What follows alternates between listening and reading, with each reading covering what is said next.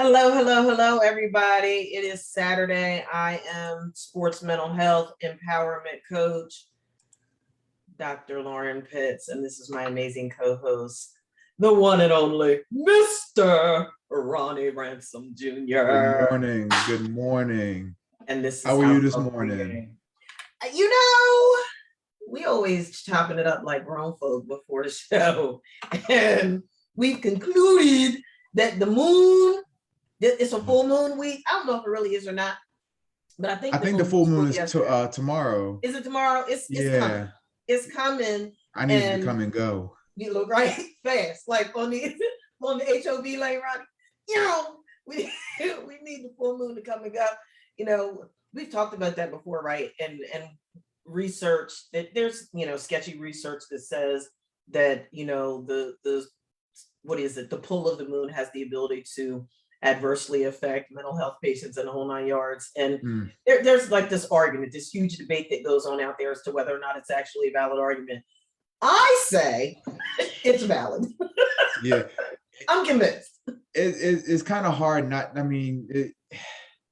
me personally, I'm a believer after this week. Not just, let's be real. Everybody has some form of mental health challenge, issue, some type of concern that they have, even the smallest things. And just in the last 16 months, we all have been dealing with constant adjustments, constant, triggers and things like that. So this week for me personally, I remember I put on my Instagram story on Wednesday, and I was like, I don't know what energy is out in the world this week, but I need to just go on about this business because it's been just disrespectful. It's like somebody roll over and look at you with that morning breath and like, hey, and you just like, yo, like, get out of here. Bruh. Yeah, that's real. It is. It's totally real. And it goes back to something I said last week where it seems to be whatever the energy is in the universe, it seems to be impacting sort of on a global scale the mood. And I know that sounds crazy to people and they're probably like, the heck are they talking about? But I kid you not. Y'all know I have my clientele are literally all over the world. And it is mind-blowing to me how, I can have a client over in Europe and a client in South America and clients here in the US and clients in Australia and wherever they are in the world. And it's like Monday's like, oh, new theme. Today's theme is going to be, and oh, by the way, it's going to be all week. And it's literally, it's crazy as it sounds to a degree. It makes things a little bit easier from a management perspective because I'm like, oh, there's relationship discord this week. There's difficulty regulating emotions this week. That's the theme. So it's like, okay, I can pretty much pull from the same compartment in my toolbox to help clients to navigate and do whatever it is they're doing. But it's like, what the heck? But what it does is it affirms that we are energy based. We're totally energy based, and how the energy is moving around the universe really does have the ability to impact how we think, how we feel, how we move, and how we're navigating this thing called life. So we're gonna chop it up today, folks. This is House Talk Pregame, and we're about to do what we did and set it off. Yeah, guys. So, look, this is why we do this podcast. The reason we started this podcast is because, like we were saying, there are many student and professional athletes who have struggled with mental illness or are currently still struggling with mental illnesses. Mental illnesses are a complex problem, and they affect our physical, spiritual, environmental, and relational health needs. So it's equally important for us to focus not only on mental health, but our holistic health as well. That's right, Ronnie. And it's why it's so important for parents, family members, coaches, and teammates to understand both the mental health risks and benefits to ensure athletes have the greatest opportunity for success and really do enjoy participating in sports, because they're supposed to be having fun doing all this. Absolutely. And that's what it's all about here at Pregame. Look, we want to educate, we want to empower, support, and positively influence the holistic performance of today's student athletes and professional athletes, their family members, and those who have invested in their athletic, professional, and personal journey. Absolutely. So here's the bottom line, folks. If you struggle to understand mental illness and have compassion for those affected by it, then you're in the right place, because every single solitary week on Pregame. We share powerful, and we always put the disclaimer out there, albeit raw, real raw sometimes, life, sports, and mental health information needed to make well-informed athletic, but also life transforming decisions. So look, y'all, if y'all want to be a part of our virtual audience, we have the link that we can send to everybody, our Zoom link, so you can join in each and every Saturday morning at 11 a.m. to be a part of our virtual audience. However, also, if you have Sirius XM radio, you can catch us on HSRN right now. One of our previous episodes is airing right now at 11 a.m. Eastern Standard Time, and as well as 10 p.m. Eastern Standard Time. You can also catch us on Sundays at 6 p.m. Look, guys, we got a great show lined up for you all today. So today we're going to be talking about student athletes, professional athletes, and substance abuse. All right. Substance abuse is a very big thing that's going on today in today's time. And one of the biggest things and one of the biggest substances that we're going to really flesh out is one of them being marijuana. A lot of states just this year, Virginia being one of them, have made marijuana recreationally illegal for people to possess. So what does that mean for our student athletes? Because the NCAA still does not allow student athletes to use marijuana recreationally at all. It is still illegal. So, but we know that student athletes are going to be student athletes, professional athletes are going to be professional athletes. So how do they manage that? On top of using other substances such as cocaine, what's the difference between cocaine and crack cocaine? We have heroin, we have meth, we have alcohol, we have cigarettes, we have caffeine, all these different substances that people can abuse. We're going to talk about how those can impact student athletes, their mind, their body, and professional athletes as well. So before we get started into that, you know, guys, each and every week we do what we call mental health tip of the week. And so, Dr. Pitts, I have a very interesting mental health tip of the week this weekend. Would gladly love for you to collaborate on this one because I think this is a great chance to give everybody a lesson on something that you would think is so basic. Conflict management. Ooh. What do I mean by that? So one of the common themes I always hear when I'm, working with clients or just talking to people in general is this idea of that if you have an issue with somebody, like let's say, for example, me and Dr. Pitts, we were co-workers and we were working with a family house together. Like, because oftentimes some counselors, they work in a home with multiple people in there. And so let's say, for example, something came up during one of our sessions and I felt like you were trying to, like outshine me, or you felt like you were trying to make your point right more than mine.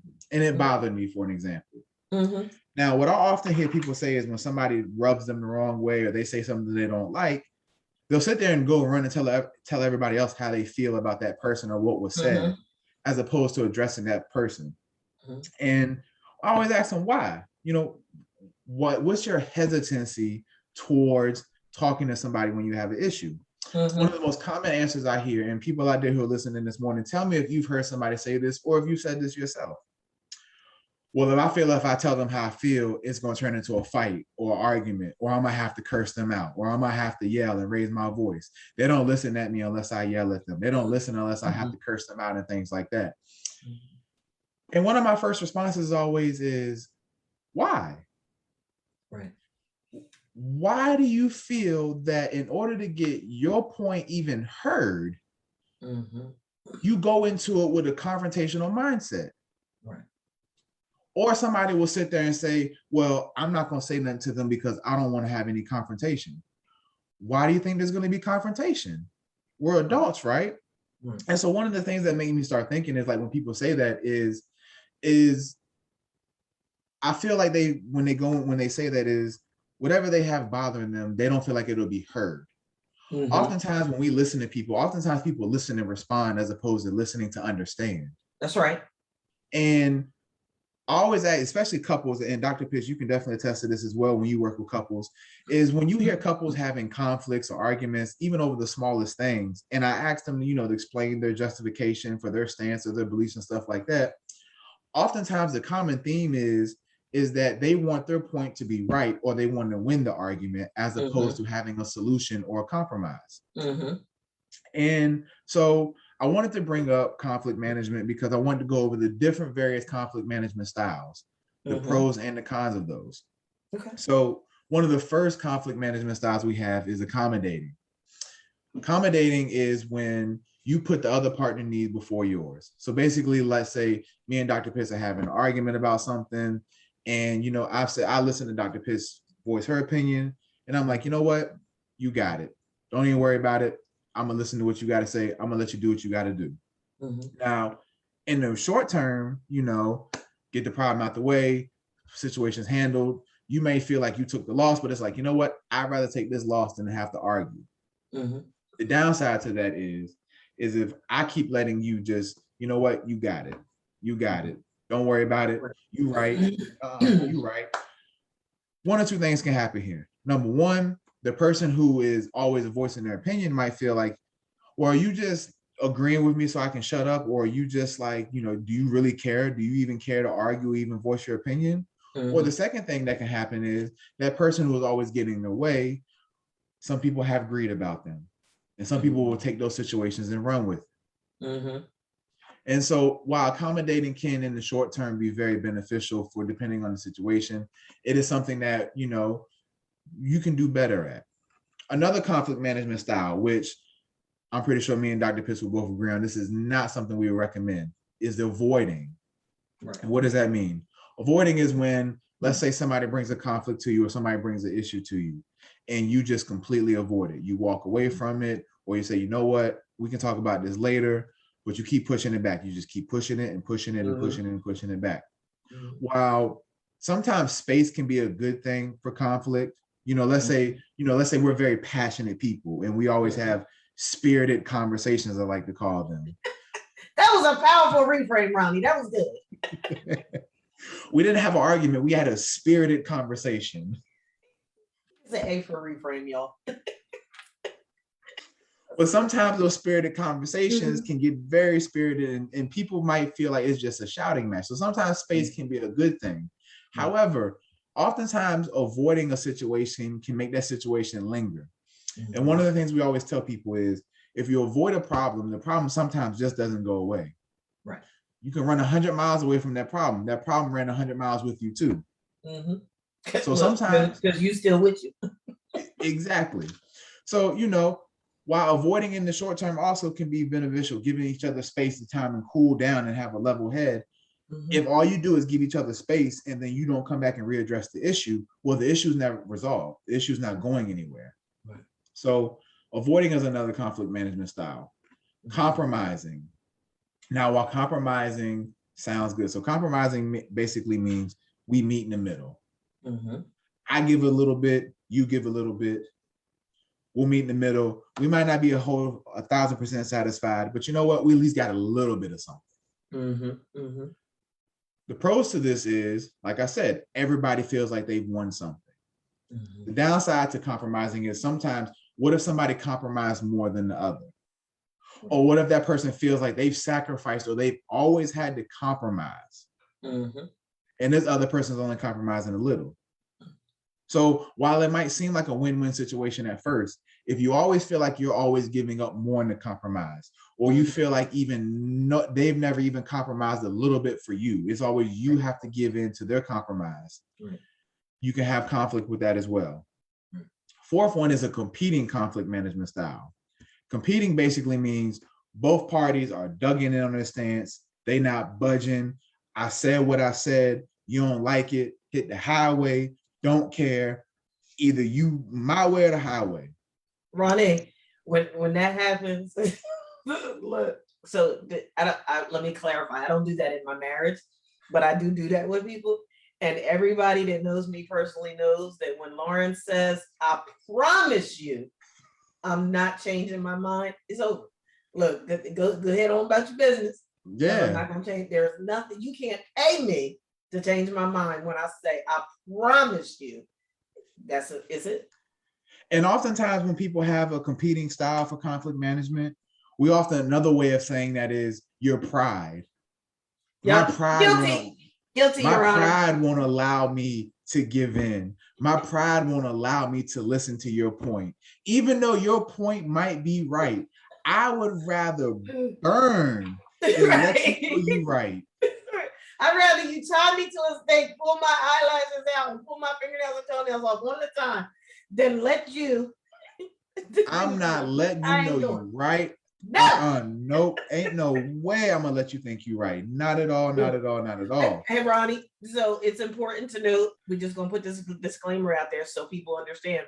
See, Ronnie started this part of the show today telling you that we all have stuff.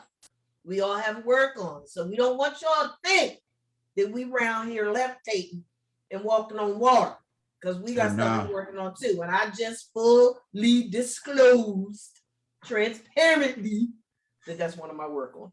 Go ahead, Ronnie. I ain't I feel like out of all these conflict management styles that I've gone through so far, I feel like everybody at one point competes. Yeah. And gonna hear honestly, me regardless now. And honestly, when we think of like competing mindsets and stuff like that, we think of morals, we think of values, things that like traditions, things that you just do not break. Right. Like you're not I can't go. Yeah, I can't go against that. I just can't. My pride won't let me do that. Sometimes that can work. Sometimes if you just stand on your ground, I put it to people like this. Times when competing conflict management styles work, protests. Think of all the protesting we did last year. Yeah. It was great conflict in the country last year. Great tragedy. There's still tragedies going on this year. Right. And when we see tragedies, especially in our communities, our competing conflict management style of protesting, of standing on our ground, of standing with our pride, of standing on our morals, but we're not going to back down from this. We don't care what happens. We're not changing. Yeah.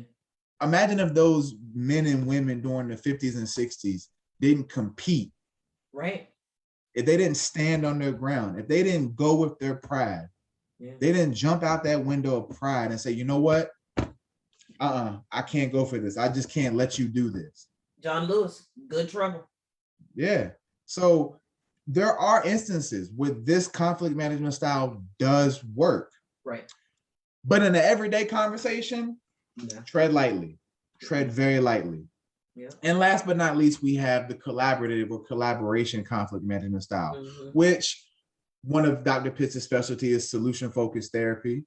And that's kind of the goal of collaboration conflict. And this is kind of the goal we all try to preach, and that we all, like Dr. Pitt said, we're both human. We ain't perfect. God, don't trip. God ain't through with us yet. All right. And so look, collaboration sounds good. And that's one, and I feel like that's the one we should all strive for.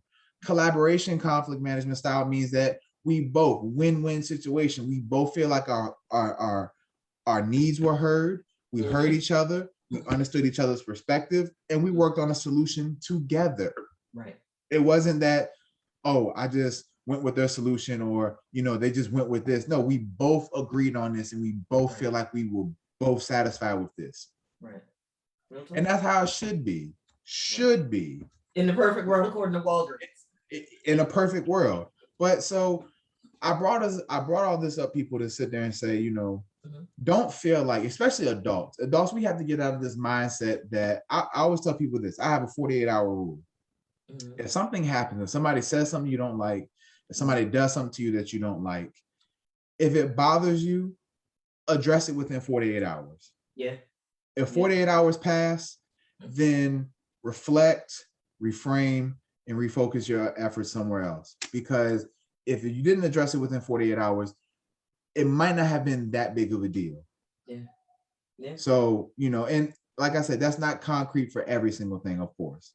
You know, there are some exceptions to that. But however, if something's bothering you that much, if there's a conflict in your marriage, this is the conflict in your relationships, if you have a conflict at work, you have an issue with a coworker, for even our student athletes who are listening, if you have a issue with a coach, because sometimes coach cross the line. Yep.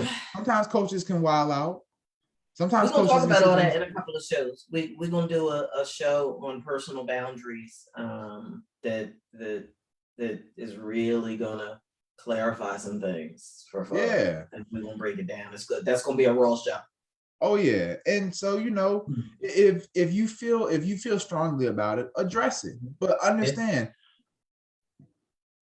Go in there. If your feelings are hurt, go in there with the solution focused mindset. You clearly want a solution to this. If you're going into the conversation and you're going into what you need to say with the idea that you want to win or you just want to be heard, then you might not get the results you want. Right. So be mindful of that, people. Don't try and go into an argument or conversation trying to win the argument or conversation. Go in there with the mind of having a solution. Right. And so that's I'm powerful, sorry, Ronnie. No. You go ahead. Finish your thought. I was just wrapping up. That was my mental health tip of the week. And I was going to, ask for share your thoughts on that. Yeah, I'm gonna piggyback on that. There's actually an activity that I do. I use it more with couples than I do with just any relationship dynamic, but it applies in any relationship setting. And I call it the 4 horsemen and their antidotes. So when you think about the 4 horsemen, these are the behaviors that escalate conflict and damage any relationship. The problem is that over time, these harmful behaviors may become a normal part of communication between people, right? And we'll hear comments like this. I mean, that's just how I am. I mean, I got anger management issues. Right. Okay. Whereas the antidotes are skills that replace each of the 4 horsemen. And these skills help resolve conflict and encourage positive feelings between whoever it is you're communicating with. So what I identify as the 4 horsemen are the big boys: criticism, defensiveness, contempt, and stonewalling. Right? You're right. Powerful, heavy hitters when it comes to conflict. So we know that criticism is just dealing with problems through a harsh, blaming, or hurtful expression of judgment or disapproval. And it's not what you say at times, it's how you say it. Now, we know you can say some jacked up stuff out your mouth to make folk want to fly your head, but what you say and how you say it is, you have to be mindful, right? The defensiveness, goodness gracious, the defensiveness, you touched on it when you talked about pride and that competitive conflict resolution and people getting real defensive. It's deflecting responsibility for your own mistakes and behaviors or refusing to accept feedback. And what I say to people is, you have to be, you can't argue with yourself.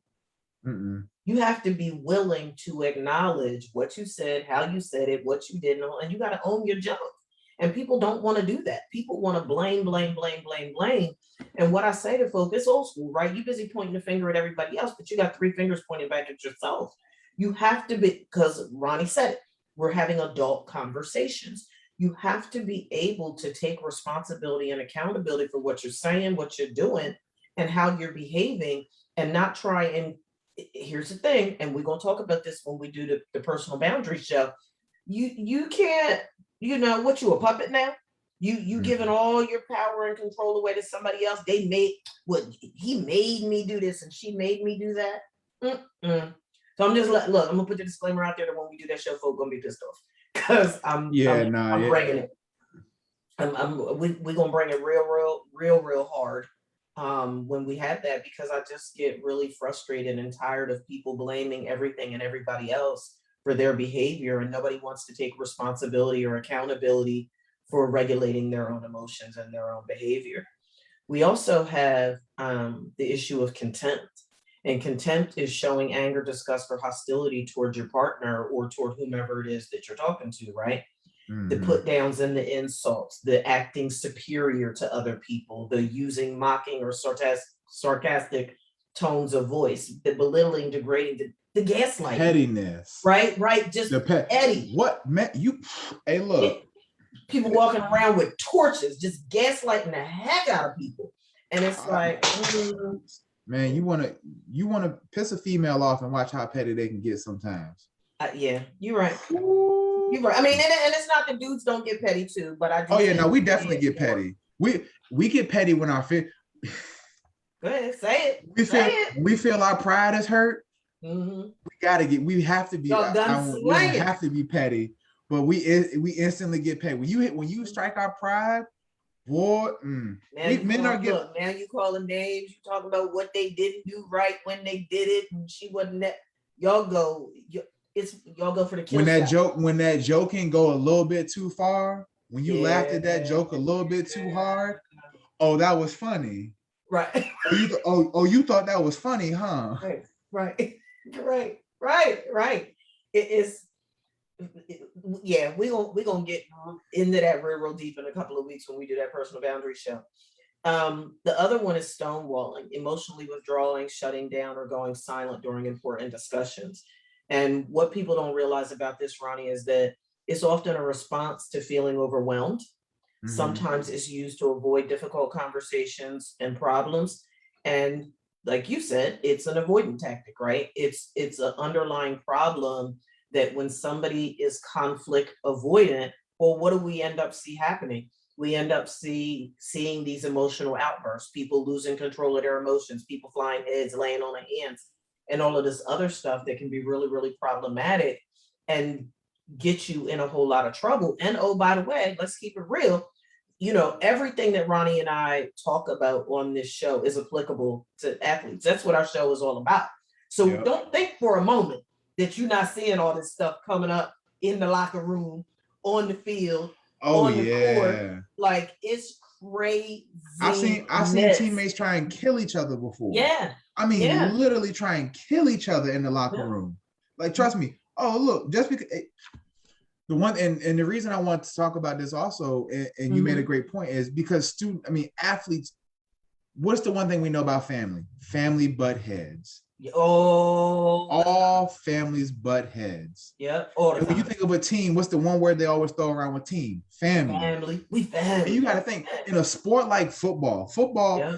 there are a few sports where being an alpha male, and there's not many more sports that have, just the testosterone filled alpha male, like dominating top dog spirit that football players have. Yeah.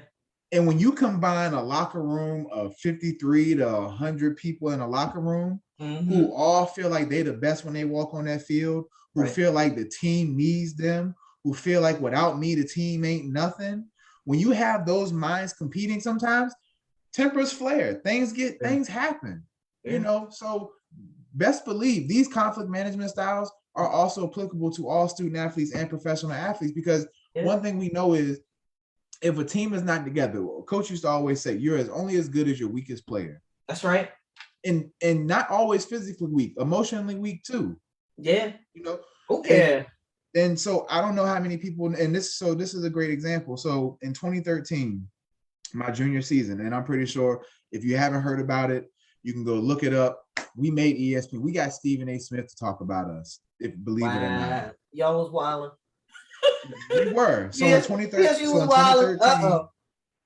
we had one of my teammates who, it was the conference championship banquet. It was us, Virginia State, and it was Winston-Salem State. And they had us all in this large, like, convention type style hall. We were having lunch before they had started the banquet and whatnot. One of our teammates went to the bathroom, and Winston-Salem's quarterback was in there. They exchanged words with each other, trash talking to each other and whatnot. My teammate got triggered, knocked dude out. Ooh, in the bathroom. Dude walked back in the banquet hall, looked like Red from Friday. He pulled his hand from his eye was leaking. It like the air just left the room. Oh my and God. As a result of that, the game ended up being canceled. None of us could play in the championship game. And so when we found out the game was canceled, like, the team kind of like fell apart for about 10 minutes, because we were like, yo, like, how the hell this happened? Like, what's going on? Pointing fingers like, well, yo, you knew he was on BS today. Like, why you ain't going there and stop him? Why you ain't pull him away when you saw it was getting bad and stuff like that? All this stuff going on. And as opposed to finding a solution, we were just busy pointing fingers and being mad at each other. And it bothered us for a while. And after that, it took us a while. I remember that following spring, our coach ended up canceling spring practice. Oh wow. We just couldn't get it together. We could not figure it out. And it took for us to finally, that fall, after being 0-2, going into our third game of the season, we just like, look, we got to put all our differences aside. Like, we have to come together. We have to figure this out. We have to up each other. We have to be there for each other, encourage each other, hold each other more accountable. Like, we have a great team. We have the athletes. We have the coaches. But we have to be on the same page. We have to find a way. We ain't always got to like each other, but we have to respect each other enough to agree on certain things. Right. And we went on the next year to win the championship because we finally came together as a team, because we put those egos to the side. It wasn't about who was right and who was wrong. It was about what's the solution here. Right. And sometimes, and that can break a team down really quick. Can break a team down, can break a family down, can break a relationship down, truth be told, can break a community down, as we all see with all of the unrest and the distress that's going on. So I want to match the anecdotes that I recommend that people use when it comes to these, the criticism, defensiveness, the contempt, and the stonewalling. So when it comes to criticism, you can combat that to appropriately resolve conflict by what I call the gentle startup. And the gentle startup is dealing with problems in a calm and gentle way, where the focus is on the problem and not the person. People get in the habit of you. And what I tell people is, it's the behavior doesn't validate the person. It's the behavior that you take issue with, not the person doing the behavior. And I'm not suggesting that it's easy to take that stance. It's a deliberate and intentional approach to conflict resolution, where you acknowledge that, okay, this is what they did. This is not who they are. And purposefully taking that approach to resolve conflict. And you can do that by saving the discussion for an appropriate time, as you said, not weeks, not months, not years, when you have this huge blow up and then you're all off task. 24 hours, 48 hours, a couple of hours, but having a designated appropriate time that you put in place. And then here's the thing. This is the amazing thing that adults do, right? If you say, you know what, I just need a couple of hours to calm down, or give me till tomorrow to calm down, and you still feel like you ain't right and ready to have that conversation, man up or woman up and say that. Say, you know what, I'm still trying to make sense of this. I'm still trying to process these emotions that I'm having. I'm going to take a little bit more time, because I want to make sure that what I'm saying is not going to add fuel to the fire and make problems worse. And just as a sidebar, Ronnie, so the folk know, because I know, we study human behavior for a living, right? And I know people well enough to know personally and professionally that there are some who might think, for whatever reason, that we come on here every week and we act like we have all the answers and we have perfect relationships, the whole 9 yards. No, we don't. I know I don't. There's conflict in all aspects of my life, but who Dr. Pitts is today is Dr. Lauren Denise Pitts today in 2021. Who I was as Lauren Denise Pitts at 25 years old, when I was still laying on hands and flying heads and had zero, Ronnie, when I say zero, I had zero self-control. I had zero self-control. I didn't have any self-discipline, emotional regulation. I couldn't even spell that. Everybody under the sun had my code. And I realized, that not only did some people have my code and they were triggering me and stressing me without even realizing it, Ronnie, there was a whole bunch of people in my life at that stage in my journey that had my code and got off on punching my code. There were folk that liked to see Lauren lay on her hands. They were like, how many folks she gonna square up on today? And this mouth was fire. So even when I wasn't laying on her hands, this mouth was fire. And it's like, my crazy husband says he remembers the time that I told him. He was at a speaking engagement with me that I did. And I was telling the audience that, I got to a point where I didn't say it to you, but I said it to you. So I said it in my head, because I learned, and this might sound real crazy, but I learned how to master the art of making people swing on me. I could make people, no, for real, Ronnie. I could make people swing on me. That's a good way to describe provoking people. I did. That is the art of getting people to swing on me. I was very, very, very, very good. Like, I was adept at making people swing on me. And then I was going in. And back then, I mean, I ain't a big woman now, but back then I was a petite little thing. And I'm like, oh, I can't fight your bear because you're liable to walk the dog on me if I fight your bear. So I'm going in for the win. And I'm not saying that to brag or to be grandiose. I'm just saying that back then I was messy, and I didn't conflict resolution wasn't even a part of my life back then. And it led to a whole lot of problems personally and professionally and I'm just gonna be completely transparent because you know how Dr. Pitts get down. So a situation came up most recently where a legal issue from 1998, Ronnie, that involved these hands, that I thought was taken care of, resolved, the whole 9 yards. And recently it was brought to my attention that the matter just miraculously reappeared. Mm-hmm. And, I'm wondering if it had helped to reappear. Because I'm like, how's that possible with everything, that I've achieved in life from that point in the whole 9 yards? But it's reappeared. So, attorneys on it, it's getting resolved, and it's water under the bridge. But I say all that to say that when I initially found out that it had come back up, when I thought that it was a done deal and I had done everything to get that matter resolved and to move past that period in my life, my brain, no lie, my brain went back to Lauren at 25. I immediately defaulted to how many heads can I knock smooth off for playing with me. I say all that to say that it's in us to respond in certain ways, but there are strategies, there are tips that you can use to learn how to better manage your emotions, to better manage and increase your tolerance for frustration so that you're not so easily pulled off your square. The defensive, real quick so that we can move on, the defensiveness is handled by taking responsibility, owning up to your behavior without blaming others, avoiding taking feedback personally, using feedback as an opportunity to improve, showing remorse and apologizing.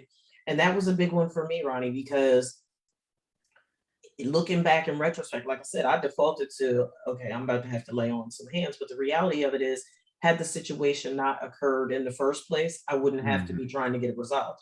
So at the end of the day, the responsibility was on me. The responsibility was on me that the situation should have been handled differently than what it was handled. And it was irresponsible on my part. It was immature on my part to handle it the way that I did back then. The contempt piece, sharing fondness and admiration. And really what that is looking for the good in people, meeting people in a place of common humanity with an open mind and an open heart, where your goal is to foster healthy relationships by regularly showing each other respect and appreciation, showing affection, recognizing the other person's strengths, giving compliments, not just focusing on everything that's wrong with a person, having some gratitude for the goodness and the greatness and the effort that is being made, even though it might not align with what you're doing. When you talked about the imbalance, right? Or you talked about the compromise and the accommodation, recognizing that people are trying and everybody's capacity might not be identically the same. Then the last one is where the stonewalling is. You got to do some self-regulation. You got to know how to calm yourself down. You have to know how to self-soothe beyond smoking weed. Yeah. So, Or just always chalking it up to like, I got anger issues or I'm always angry. What we feed grows.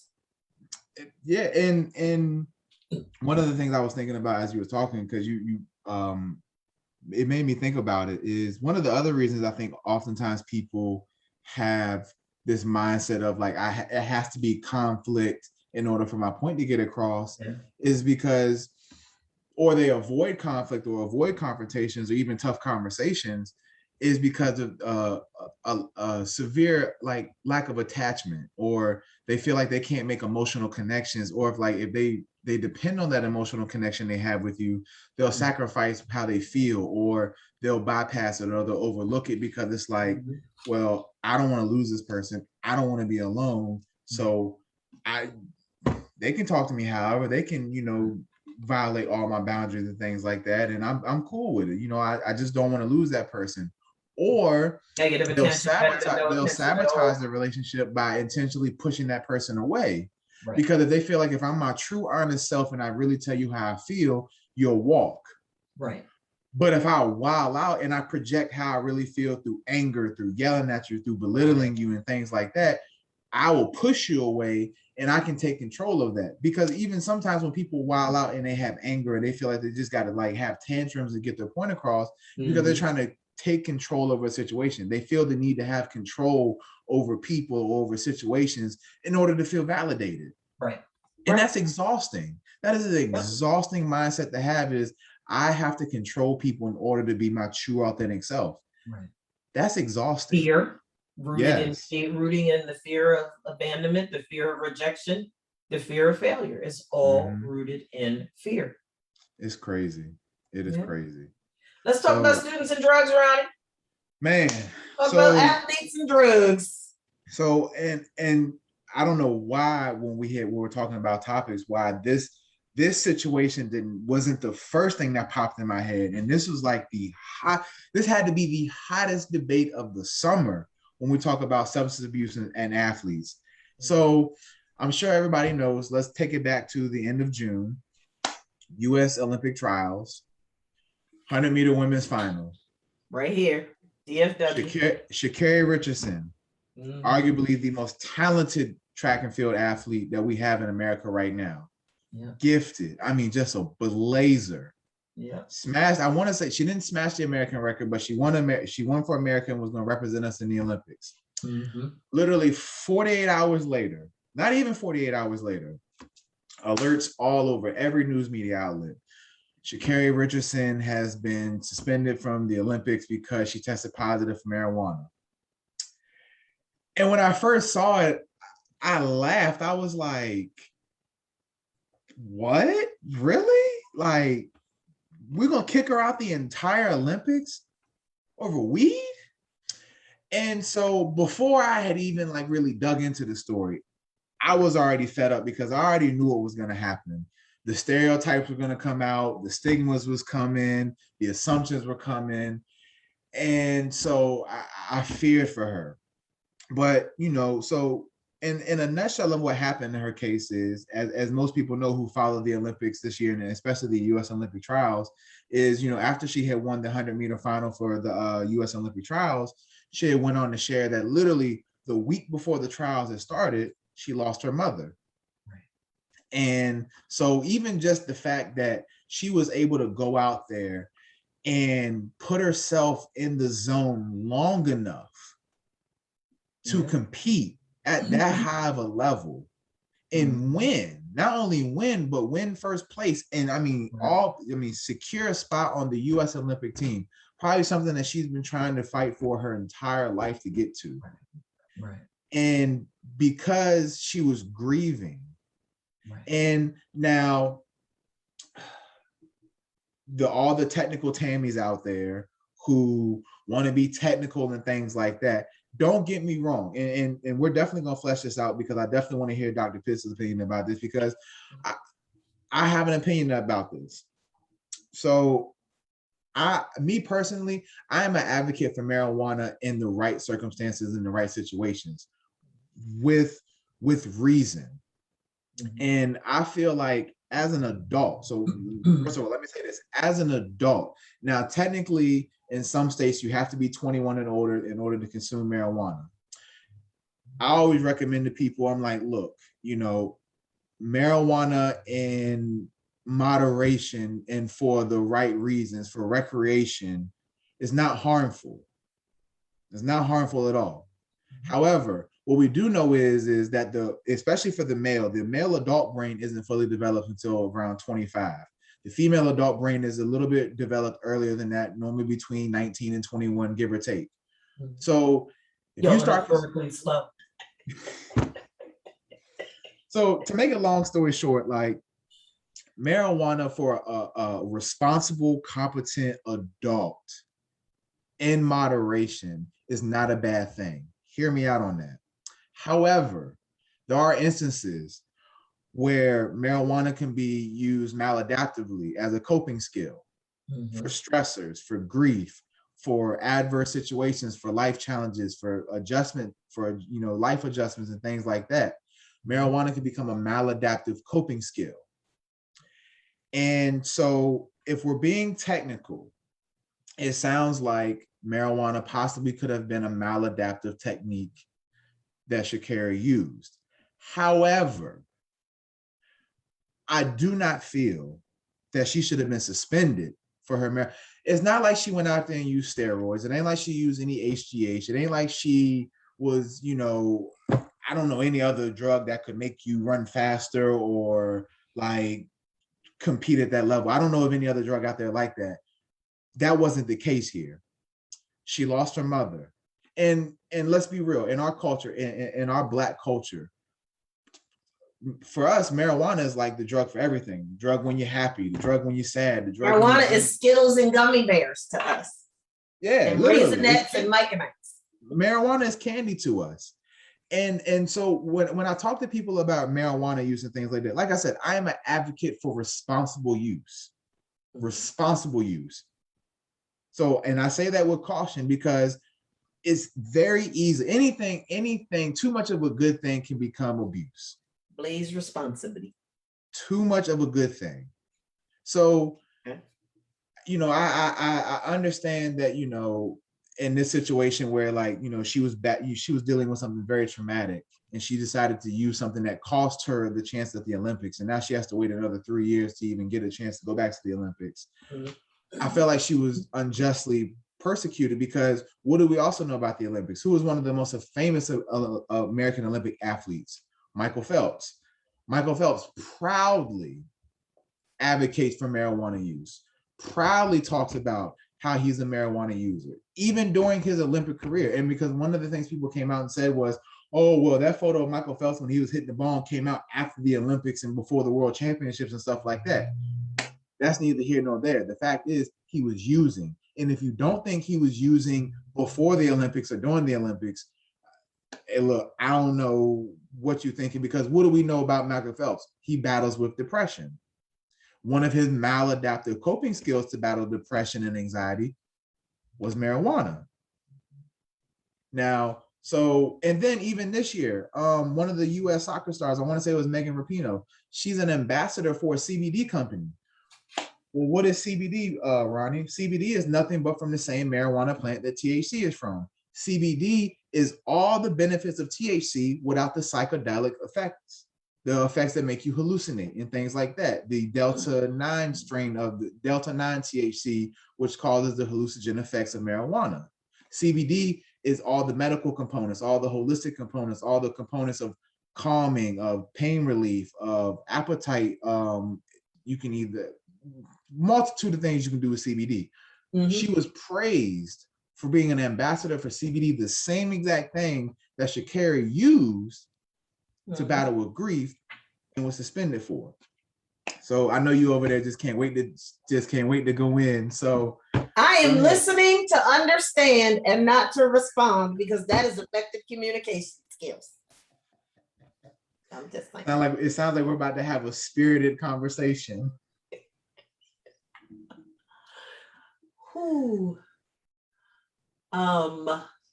So total transparency. My heart broke when that I found out that Sha'Carri had been disqualified, and she's DFW all day, right? We love her here. My heart broke, and I'm a big old crybaby. I cried because what happened to her is exactly why we do what we do week in and week out. And I'm honest to God, Ronnie, my immediate thought was, where were the folk to rally around her, to comfort her during her time of grief and loss, to say, boo, that's a bad idea. Like, why didn't somebody say to her, Sha'Carri, that's a bad idea? So I was pissed off, not at her, I Mhm. was pissed off that I felt like her support system somehow failed her Mhm. because, I mean, on the real, if, I know me well enough to know, and I feel like I know you well enough to know that if she were one of our family members or we were a part of her intimate circle, we would have been glued to her daggone left hip. We like it for real. And no, I haven't been glued to somebody's left hip that suffered loss that was in the Olympics, but I have been glued to people's left hip that I thought because of something that they went through that they were going to self-harm, which in Mhm. essence that's what she did, even though it wasn't in the traditional clinical sense, right? Where you literally don't let somebody out your daggone sight because you don't want them to do anything that's going to hurt themselves, right? And Mhm. now you can't go to the bathroom with her. Well, you could. But I mean, I'm just saying because Yeah. sometimes you have to get extreme. Sometimes you have to get extreme in your support of someone that was hurting and I'm sure is still hurting to the degree that she was at that time. So my frustration was I just felt, and I don't know all the details, but I just felt like her support system could have done a better job in helping her to manage her grief and loss in a way that didn't cost her her participation in the Olympics. Because yeah, it's pretty reasonable to say like this is something she's longed for her whole life, and hence why in a few weeks we're going to be doing a show on grief and loss in as it relates to the athletic arena. But I definitely feel you, to you, and as I said, if we're being technical, of course she knows the rule, and let's be real, and that's why I said, the NCAA makes it very clear about what's legal and what's illegal for student mhm, athletes to use. Surprisingly so, there's no ban on alcohol for student athletes. mhm, And even though they don't test us for alcohol, they test mhm, us for performance enhancing drugs, mhm, marijuana, things like that, but they don't test us for alcohol. mhm, So while being technical, she knows the rules because, and without speculating, and we don't want to assume, but I'm pretty sure it's safe to mhm, say that that was not the first time she mhm, probably used marijuana in her life. mhm. Safe to say. Yeah, Don't know 1,000% sure, don't know her history, but if right. I had to guess, that's probably not her first time. And she didn't just Just, smoke weed the first time then, huh? yeah, just like when Michael Phelps was caught smoking the bong photo after, the Olympics, I'm pretty sure that was not the first time he put a bong to his lips and inhaled. I'm Yeah. pretty sure that wasn't the first time. So, knowing that, yes, absolutely, her support system could have been better. Like we said, is in theory, it is a maladaptive coping skill to deal with, adverse situations. Because what are one of the things we say as therapists is it's so easy to find a maladaptive way to deal with struggles, to deal with Anything. to adverse situations. Mhm, Just like a lot of people who have a long day at work, they go to the bar and get a drink because mhm, when subconsciously what habits form really quick with us. Normally they say it mhm. takes 21 days to build a habit. Yeah. So if for me, if I go to work and I have a long day at work, and the first thing I think of is, oh, I'm gonna stop by the bar, grab me a couple beers, and then go home. Then each time I have a stressful day at work, or I have a long day at work, or I feel like I went a far few and above and beyond what happened, and in my Mhm, mind, I'm like, damn, I need some type of stress relief. Oh, well, subconsciously, my mind is like, oh, go to the bar, get a couple mhm, beers. mhm, After a while, those couple beers ain't working. So I increase my intake. So now instead of a couple beers, it's 5 and 6 beers. If I mhm, continue that, there can be some very maladaptive and destructive habits that are built. mhm, So in theory, absolutely, she knows the rules. She shouldn't have smoked the mhm, marijuana at all. However, excluding the context, and like I said, in my personal opinion, hell, she went out there and ran a 10.72 in the mhm. finals and won. So clearly, marijuana was not affecting her as far as So let her me athletic ability.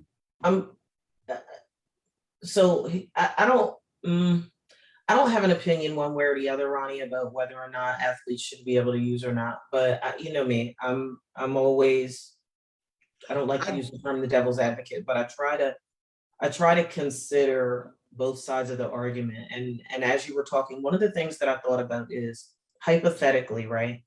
If marijuana use is legalized for athletes, and to your point about when it gets over into maladaptive use, how, where do we draw the line? How do we make that determination? Because like, do we say that, oh, if, you know, if usage exceeds X amount of weight, or how do we do that? Because here's the challenge, right? You know, somebody's smoking, you know, whatever. I'm gonna talk old school term because I don't know new term. Somebody smoking a nickel bag versus a dime bag, you know, me smoking a nickel bag of weed, I don't even remember how many joints that is, but whatever it is. Um, Nickel bag probably and- an eighth now, probably eighth of an ounce. okay, Dime so bag probably so quarter ounce. Yeah. okay, so say, so what that is to me is not going to be the same. It's not going to have the same effect that it would have on you. So how do we, where do we draw the line in that? Like, you can't use weight because, or do we, you can't use weight to determine where you draw the line if you legalize it, because of the different weight classes for the different sports and stuff.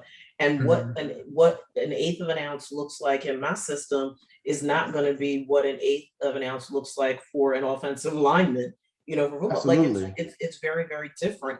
So I think that, I think that the concern might be like, how do we govern it? How do we, if we legalize it, how do we legalize it in a way that it doesn't become problematic like some of the other drugs are? Because what do we know to be true?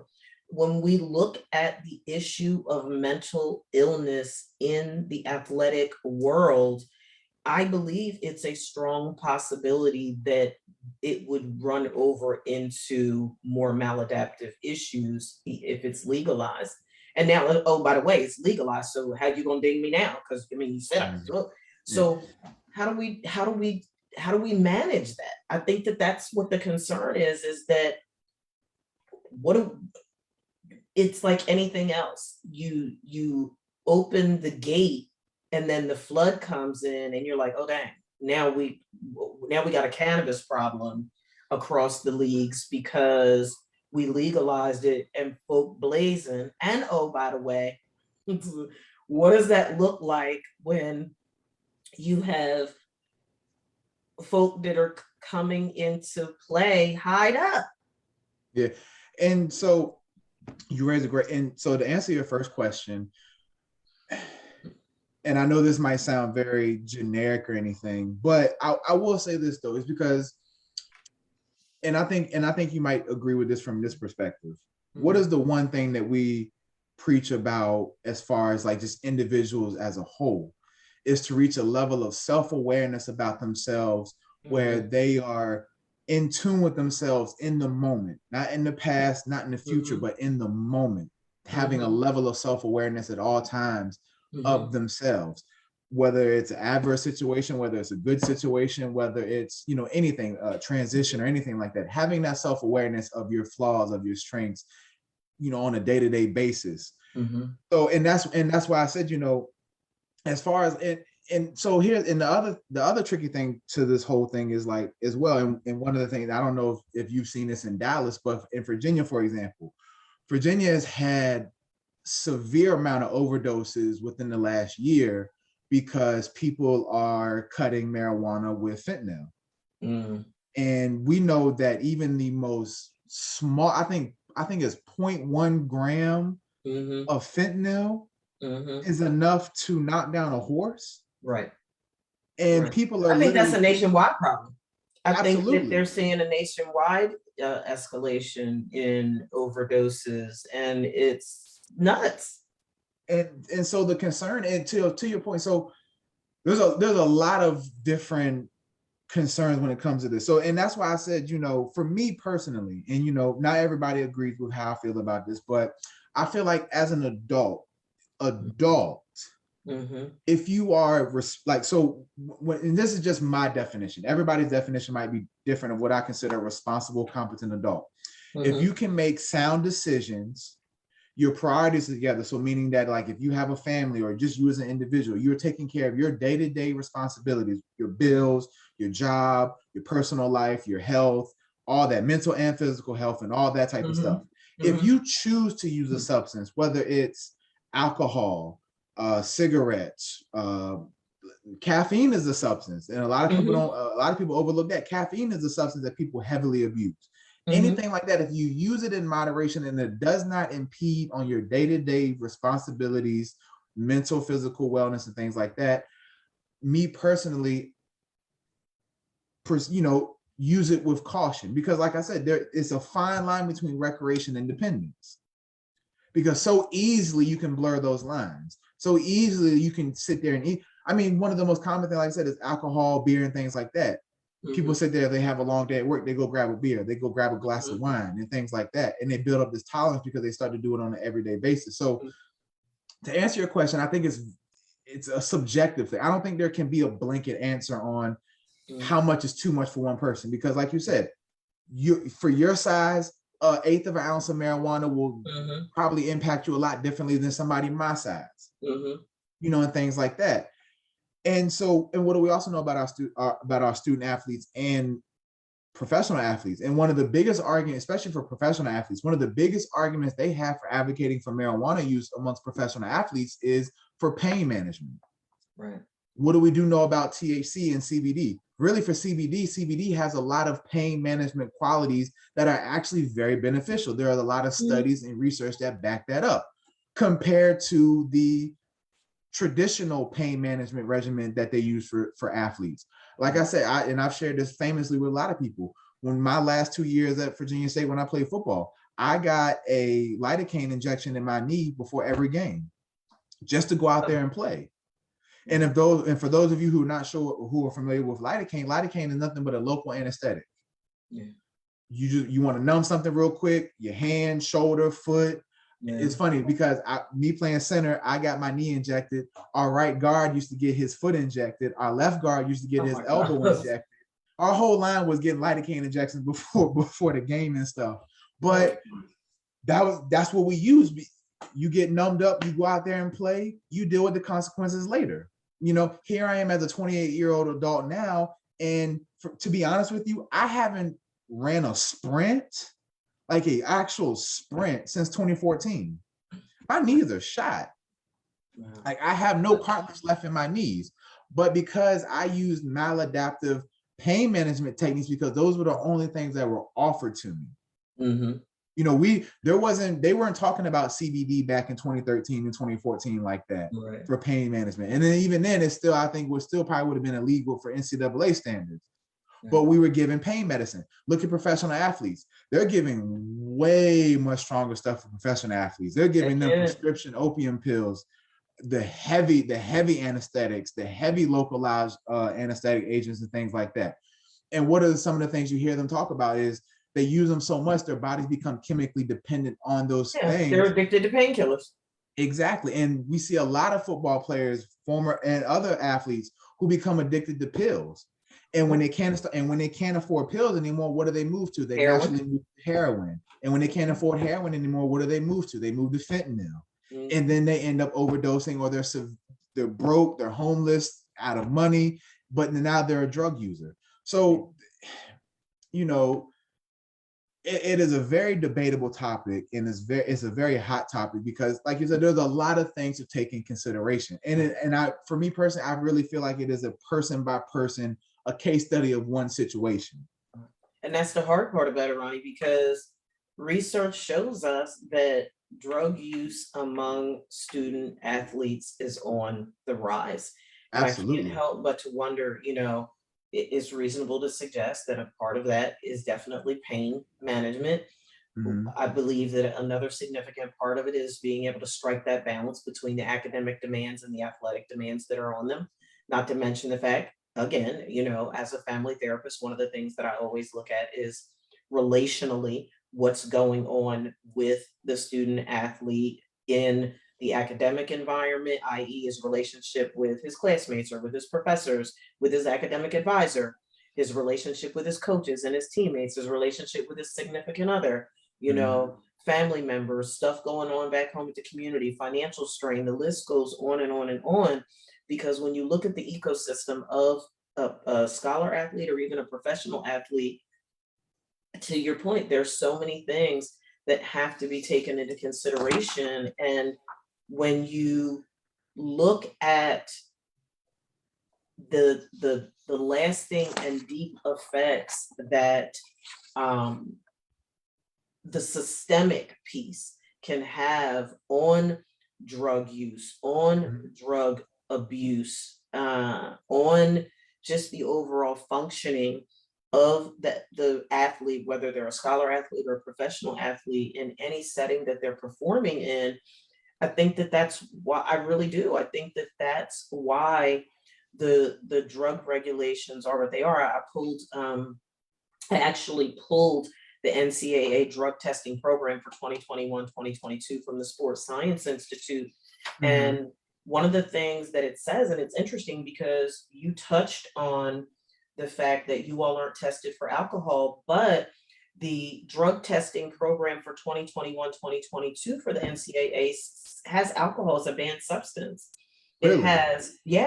It has stimulants, anabolic agents, alcohol and beta blockers, diuretics and masking agents, narcotics, cannabinoids, peptide hormones, growth factors, related substances, and it has hormone and metabolic modulators and beta-2 agonists on here. And it says, just so for our listening audience to get greater clarity, they can pull this report for themselves.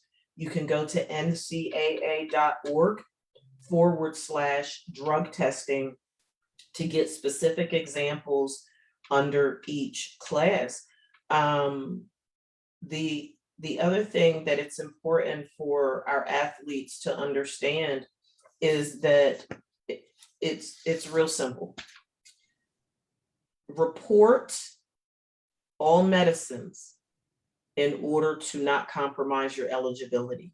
Yeah. You have to, it doesn't make a difference whether you're taking over-the-counter Tylenol. It doesn't matter whether you could be taking, Tylenol, cold and flu, nighttime. It doesn't matter. In order to not take the chance on compromising your eligibility, you need to report all medicines. And oh, by the way, don't eat poppy seed bagels. It's like poppy seeds, they're poppy seeds. They're an opioid. And if you eat enough of them, you will get flagged. If you eat enough people are like, are you kidding me? No, we're dead serious. If you eat enough poppy seeds on your food, it will give you a bad drug test. So and I know that has happened to people over the years. Like, you have to pay attention to these sorts of things. Keep in mind that there are some medications that contain NCAA banned substances. So you want to report not only prescription meds, but report all over the counter and prescription meds, including ADHD medications, to your athletic trainer, so that you are not finding yourself jammed up when it comes to medications that you actually need to be healthy. You do not want to put yourself or your team in a situation where your eligibility is compromised for anybody, but particularly for those that are on scholarship. Like, you don't want to mess your money up. You don't want to do that. And outside of medications, another thing for our high school student athletes as well, be very mindful of this. I'm pretty sure, I don't know if they're in every single state, but I'm pretty sure every state has like a GNC or a vitamin shop or some equivalent to that. Understand this.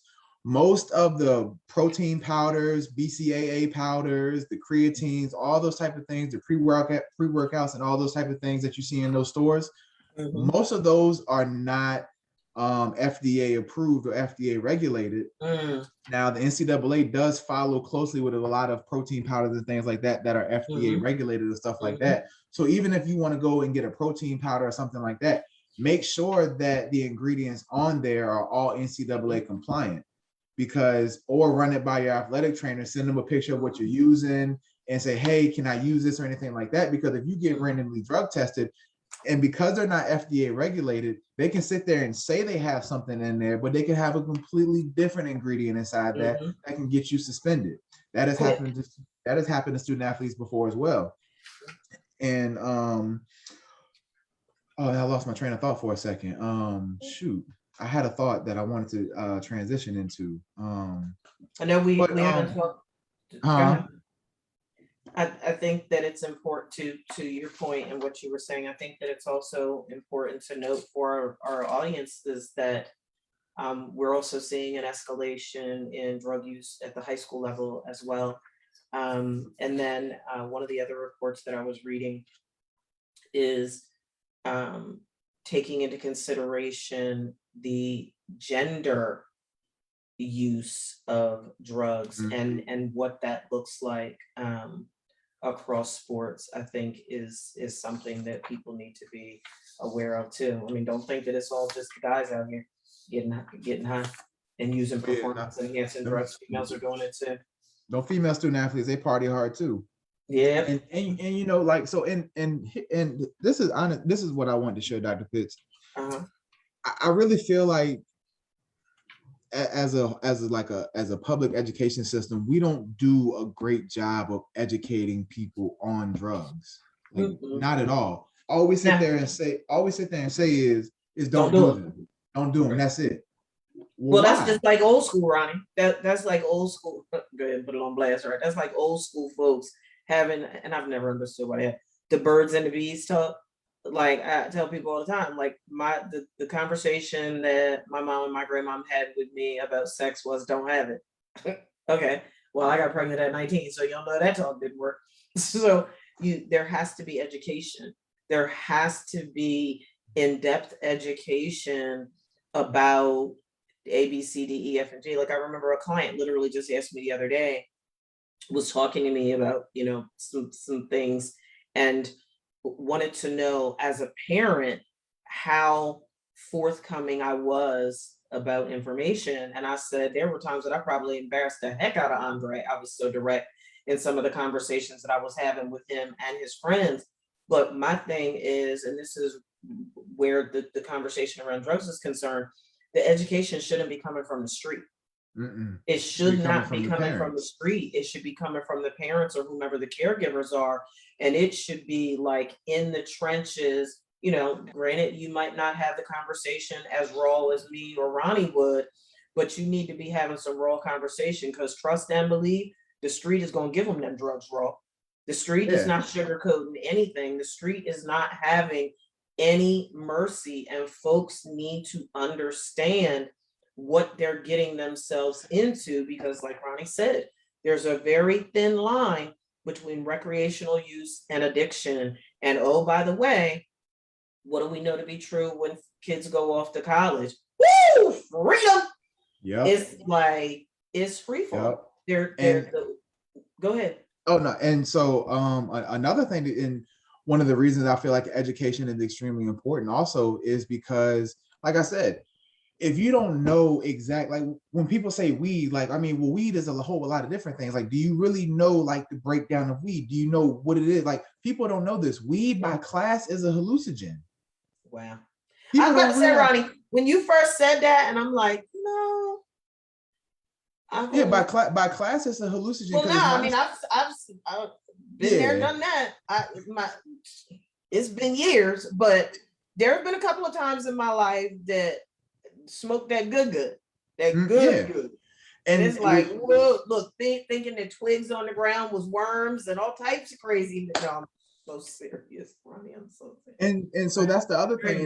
And the real important part of all this, people, is understanding what you're getting, but also understand this. Just like with anything, you get what you pay for. That's right. And so when I talk when I talk to clients who are substance abuse users, especially like when it comes to cocaine, and so I'm gonna give a quick lesson to people out there who are not familiar with this. When you think of cocaine and crack, it's the same exact thing. The difference is how you ingest it. Yeah. Typically, and this might sound a little stereotypical, but typically when we think of cocaine, we think of the pure cocaine. That's 9 times out of 10 snorted or inhaled through the nasal passages.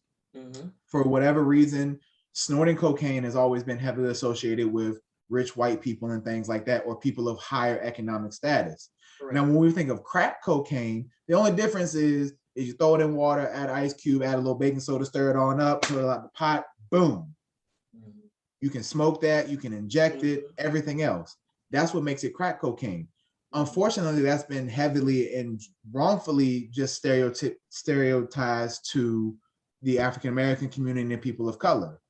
That's why when you ask a lot of people like what they smoke, a lot of people who use crack cocaine will shamefully say cocaine because they don't want to be associated with using crack cocaine in our communities. So that's understanding that different. Huh? I said crack is wet. I couldn't resist. Sorry. But it is though.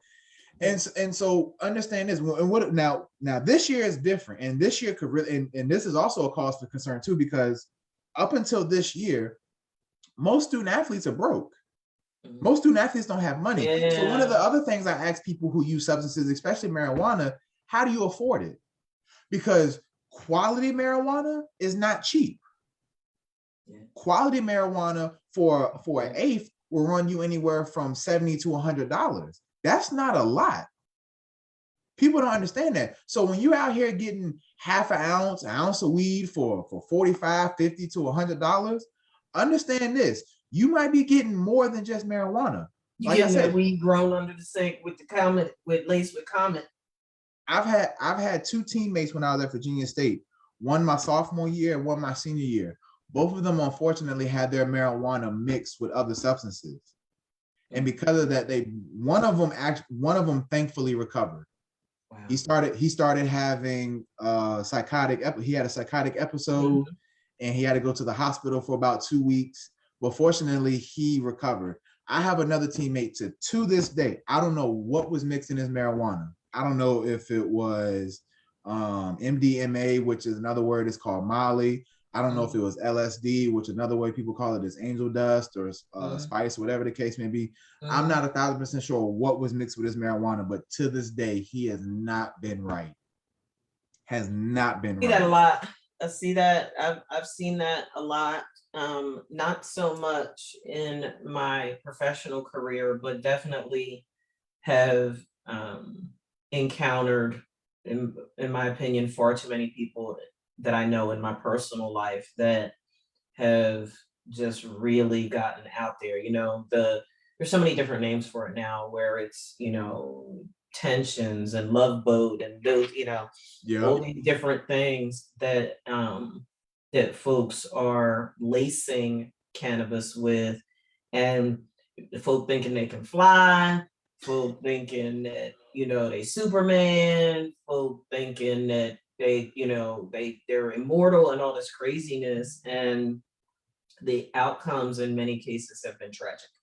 And oftentimes, you know, oftentimes they'll have that psychotic episode, and that psychotic episode will turn into either bipolar, or even further, it can turn into schizophrenia or schizoaffective disorder, where like that psychotic episode, or those hallucinations, those delusions, the catatonic behaviors and things like that, they just continue to manifest and present themselves, and they can't shake from it. No, and it's sad to see. Another famous example of, now it wasn't cannabis, but it was cocaine use. Len Bias from University of Maryland. I was my freshman year at Howard when he died. I remember, like, look, Ronnie, like it was yesterday. I was a freshman at Howard. I was working at the McDonald's on Central Avenue across the street from Hampton Park Boulevard when my cousin came in and told me that Len Bias was dead. And I cried. Oh, I cried. My heart was broken. I was just like, oh my God. And so, you know, for our student athletes who are listening, like, you know, and one of the biggest things that when we ask, you know, people who use substances, like how strong their their connection is to this drug is how far are you willing to go to get it. Uh-huh. And what we know is and look Mm. and just look at college kids and student athletes when it comes to alcohol and stuff like that. Yeah. For freshmen, they'll send the seniors to go get it. They'll give them money for the Yeah. seniors to go drive and get it. Or they'll drink the cheapest liquor in the world, Aristocrat or Mad Dog 2020, things that actually just kill your liver. I mean, just destroy your liver. Yeah. But because you want to be young, because you want to feel this buzz, or you want to just escape the world and get away from trouble and things like that, you're overwhelmed, you're tired of school, tired of coach, getting on your nerves, telling you need to do this, you need to pay attention more, and things like that. You will do anything to get that substance, and oftentimes you don't care who it comes from, you just want it. That is very, very dangerous, and we've seen far too many student athletes succumb to this pressure and eventually fall into an addictive spiral that is very, very difficult to break out of. It is. Extremely difficult. Addiction, addiction is a stronghold. And I want to appeal to parents for a moment, Ronnie. I just want to share a statistic. One of the reports that I was reading talks about substance abuse is already commonplace among full-time college students. 22.3%. That's a quarter, Ronnie. That's a quarter of the college students nationwide report having recently used illicit substances.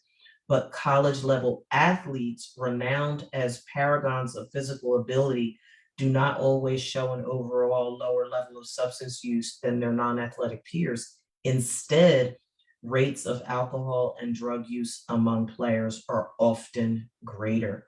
I think that it is so important for parents to be having these conversations with their student athletes, and it needs to be had. You go back to the conflict resolution, right?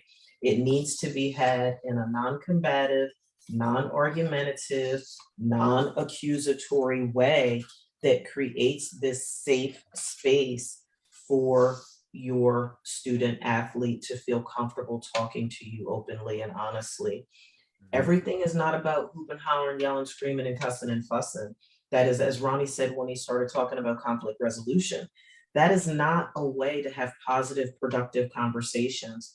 That is not a way to find out whether or not your student athlete is experiencing so much academic, athletic, and personal pressure in their life that they've resorted to substance use to get them through the program. And here's the other thing, and Ronnie, you can attest to this. I'm not suggesting.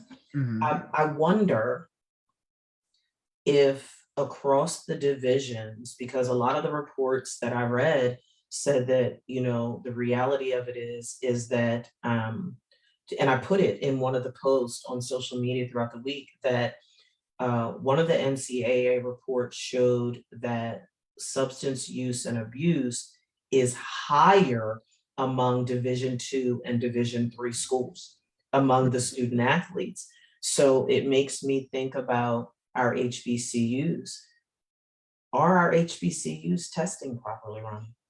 Are they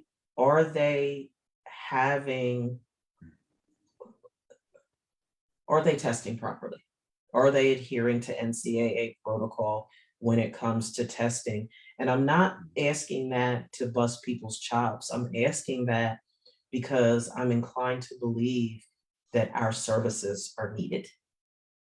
That's why I'm asking, because I believe that folk are having, and then by the way, when you look at Division II, Division III, and as you said last week, the Deion Sanders' son said, a lot of our student athletes are at the Division II and Division III level because they couldn't get in to D1. So we know that systemically there's all of these other contributing factors that are going on in their lives that make them even that much more prone to substance use and abuse. So, so to answer your first question is now I can speak at Virginia State. So I was personally never drug tested when I was playing at Virginia State. The whole 4 years? In 4 years, my name was never called. So the way they do it is, now I don't know what the school, to be honest with you, I don't know what Virginia State was a dry campus on paper. but drug culture was heavy at Virginia State. Like I'm pretty sure it's heavy at all colleges. I'm not just gonna sit there and just isolate Virginia State. All colleges have heavy drug culture. But I will say this. Now, the team never drug tested us. Like, our coach never just drug tested us randomly. However, we did have 2 NCAA sanctioned drug tests twice a year. Once during the season. For the entire team? They would randomly pick up to, I think, 10 to 15 athletes. Right. And now I will say, so my senior year, I kid you not, it was going into the second game of the season. And that Monday we had got the notice that, they were drug testing Tuesday morning. So typically when they would do drug tests, they do it at 5 a.m. They get you crack of dawn first thing in the morning. And so the coach had listed the, names that were being pulled and whatnot. I kid you not, out of the names that were called, I think it was like 10 to 15 that were called, I think it was like 5 to 7 of them were starters. I knew all of them had smoked marijuana at least within the last month. And it takes 30 days for cannabis to get out your system. Easily smoked within the last month. Now, to my knowledge, what I was told is when the NCAA has a drug test, they're right there with you while you use the bathroom. I was never personally drug tested, but I feel like that's the standard for all of them. Like the person who is watching you administer the drug test, they're right there watching you to make sure you don't have like no fake pee or no prosthetic or however people usually get fake pee and whatnot. They stand right there, at least within genitalia viewing, to make sure you're not using anything. Nobody failed. I don't know how. I don't ask questions. Nobody failed. I will say this though. I do think that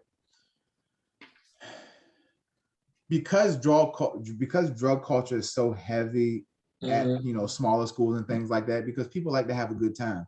I will also say, like we know what is one of the biggest. I was actually I don't know if you're familiar with Malcolm Gladwell. He's like a sociologist or something like that. Very brilliant guy. So he was doing a report on like how they rank colleges and stuff like that. And he was looking at the dilemma between why HBCUs are always so predominantly ranked lower than PWIs and stuff like that. In so many words, it boiled down to how much money the schools have and how they report. Right. And so do I think that HBCUs, because HBCUs typically help the students who can't get into what we consider other colleges. So knowing all that, knowing a lot of the students that come to these schools have other environmental factors that they've been exposed to, they're more prone to use drugs. I will say this though.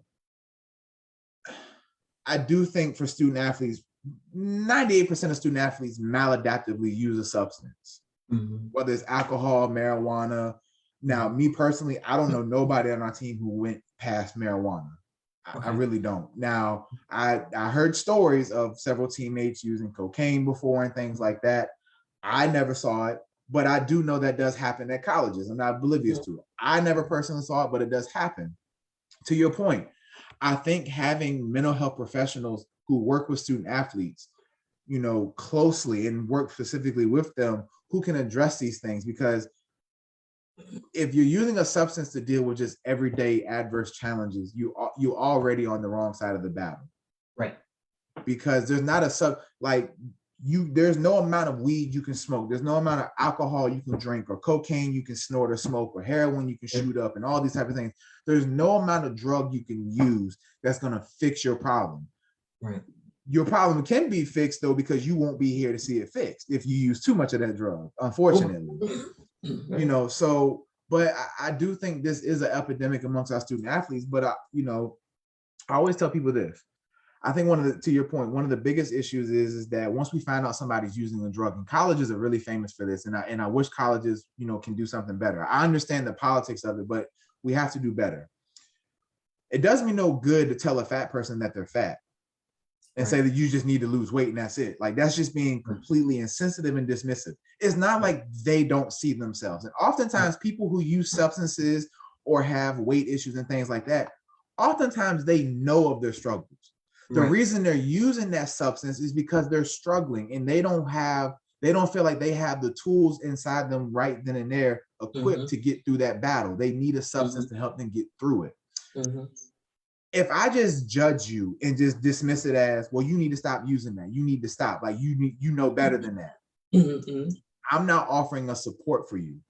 Right. I think people need a safe space created for them. Those who severely struggle with substance abuse and things like that, they need that safe space created for them, because clearly it's not the substance that is the issue. It's the Mhm, issues that cause them to use the substance that are not being addressed. mhm. Yeah, we're out of time, but they need us. They need Yes. us. I feel like every team needs a, a mental health practitioner that is on the team. Now, I'm not discounting that these campuses, have sports psychologists or have a campus counseling center or whatever the case may be. No, what I'm saying is every single solitary athletic program in the country, including high school, needs to have a mental health practitioner that is factored into their budget and that can travel with the team and have that the team can have access to, i.e., that safe space. I believe that it's applicable in every sport at the professional level as well. We're needed. We are absolutely positively needed. And here is my call to action for every athletic program, both professional and at the high school and the collegiate level. We're hearing all of this push about mental health campaign, mental health campaign, mental health campaign. Proof is proof.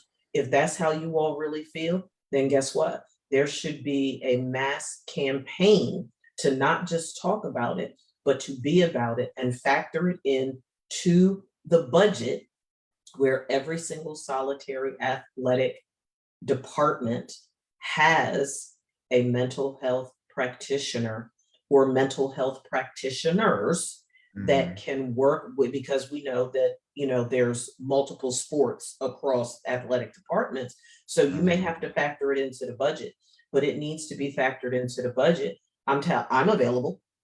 I know Ronnie's available. We're available. And don't think that, oh, you can't afford it, because now you're putting a dollar sign on the mental well-being of your athletes. I'm telling Mhm. you, I can't speak for Ronnie where his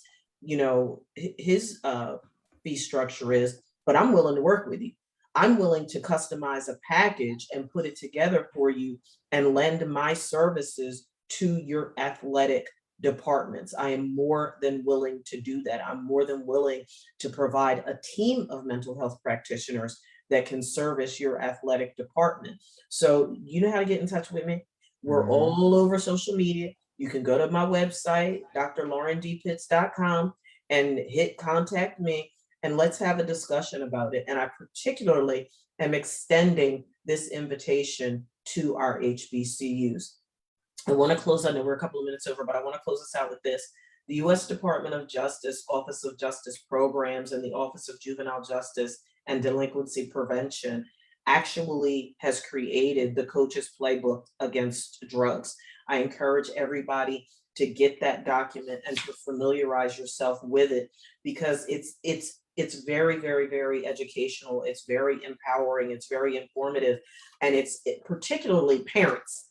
I'm really, really, really encouraging parents to get the coach's playbook against drugs portable guide that was created by the US Department of Justice, Office of Juvenile Justice and Delinquency Prevention, because Mhm. it's a phenomenal tool to educate you and empower you about all of the things that your student athlete may come up against within the context of substance use and abuse. And here at Pregame, we want you to be informed. We want you to be informed so that you can make well-informed decisions for yourself, for the athlete, whether it be a scholar athlete or professional athlete, and for your families and everybody that's invested in the successful athletic trajectory of the athlete. On that note, folks, we're going to bid you adieu for today. We are going to see you right back here, same time next week. We'll hope that you'll join our virtual student audience. We want to hear from you. Email us at htpregame@gmail.com. We love you much. We'll see you. Have a great weekend, everybody.